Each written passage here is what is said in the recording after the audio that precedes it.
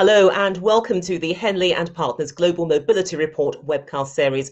I'm Juliette Foster and I'm delighted to be your host and moderator for this prestigious series of exclusive interviews with leading international academics and professional experts on the major and emerging trends in global and regional mobility. Grounded in geopolitical analysis and with a focus on the realities shaping our world, from Covid-19 to climate change to economic downturn and ongoing conflict, the Global Mobility Report series offers exclusive insight into mobility and migration patterns and looks at what we can expect in the months to come.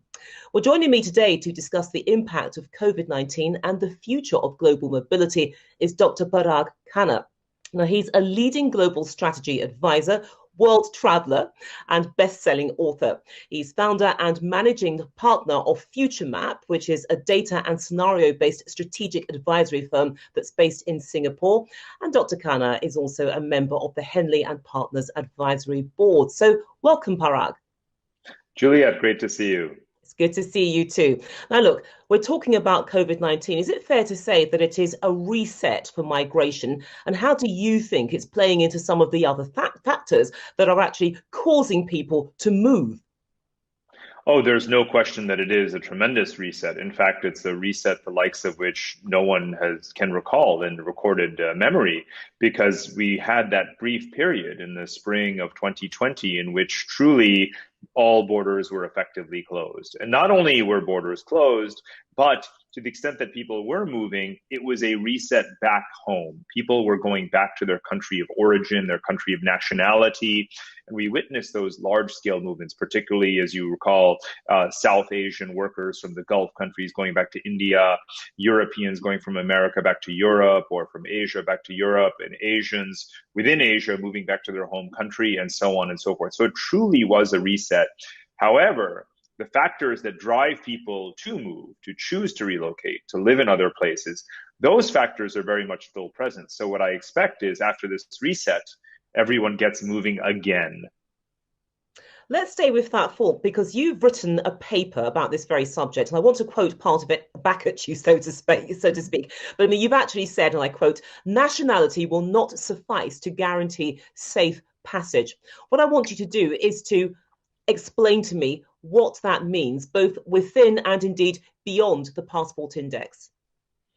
Indeed. Well, within the index, we saw how hard-earned gains or long-established status of given passports, United States, to take an example, can drop very quickly in light of the perceived handling of COVID, the infection rate in the country, the medical system, and whether or not adequate preparations are taken for people to travel and information sharing between countries. Now, a lot of that, sort of diminution of a country's status occurred in the spur of the moment, right? Or in a mutually recriminatory kind of way because of suspicions and so forth. And now we expect, obviously, that many countries will bounce back roughly to where they were. However, will the incumbent kind of power or authority that passports used to have maintain themselves into the future in the post-COVID world if those countries have not or did not perform well in managing COVID?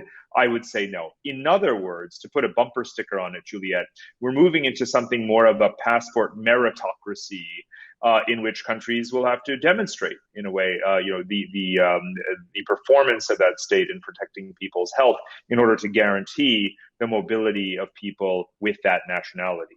An interesting idea as well, because the COVID narrative itself, it is moving on. It looked at the cause of the virus, the mortality rates associated with it. And now, of course, the next chapter is the vaccination. So when do you think that the vaccinations will be globally deployed?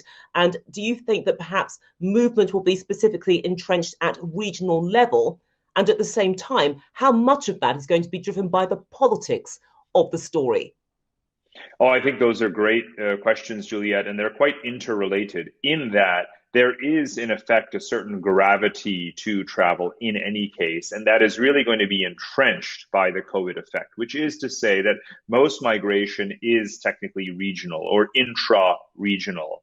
And that's certainly going to be reinforced by COVID, and countries will incrementally work to reduce travel frictions and restrictions at borders within regions, within Africa, within South America, within North America, within Europe, and so on and so forth. So I expect that largely it's going to be a regional phenomenon moving forward rather than a simultaneous global opening. And therefore, there's a real parallel between what we're describing in terms of the restoration of mobility and also vaccine deployment. Because as with anything that relates to technology or wealth distribution, these things also follow a certain kind of gravity in which some regions move faster than others. Now, interestingly, you advocate for mobility to become more merit-based, and that puts you on the same page, I guess, as the British Prime Minister Boris Johnson, because he's pushing for this for the United Kingdom. Does that mean that the country is on the right tracks in terms of approaching this issue? Well, I think that there have been quite a few missteps along the way. We don't need to exhume everything related to Brexit in this conversation, but I believe that migration should always be done in this kind of fashion. It's not beyond the realm of any Western government, certainly not the United Kingdom, to quantify and to know what skills it needs, how many people it needs, where it needs them, and so forth. And so what Boris Johnson is now doing is saying that this is going to be our approach. It's going to be colorblind, geography blind, and need-based and skills-based. And I think that's a good step towards the kind of post-Brexit recovery on the issue of migration, because the UK is fundamentally a very desirable destination, and the politics more generally and the politics of migration, getting that right is going to be part of that restoration. Okay, so let's be a bit more specific then. How do you see these factors boosting the appeal of investment migration?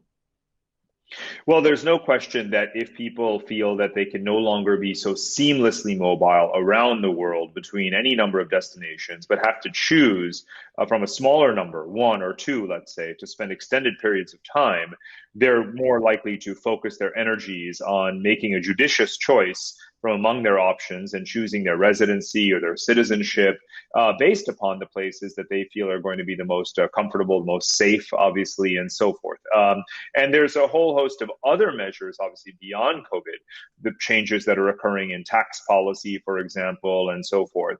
So there is a global marketplace, a very competitive marketplace around investment, migration, and residency. And I think that the ways in which countries are now upping their game in terms of lowering restrictions for people to come, making it easier for them to establish and maintain residency there, giving those guarantees, if you will, of quality of life, low tax and so forth. These are the kinds of things that are going to play a much more prominent role moving forward. All right, so effectively it's offering up more choice. And given that, which countries or indeed continents are attracting those second passport applications? And does the data that we have so far reveal how many nationals are choosing to relocate? It might be a little soon to draw definitive long-term conclusions. Again, there are many drivers of migration. We have seen British nationals exiting the UK. We could very well see them return within a decade for a whole host of reasons related to the country's reforms around the ease of doing business, the lessons that may be learned for the health sector, climate change, for example, as well.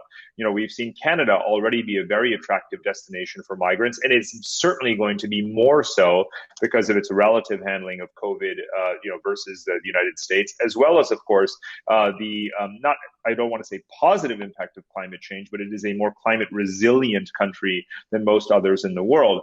Then there are these islands of stability, New Zealand, Singapore, places that managed COVID very well that also have various kinds of investor residency and migration schemes. So again, pockets of excellence will attract people wherever they may be in the world, but not just because of COVID.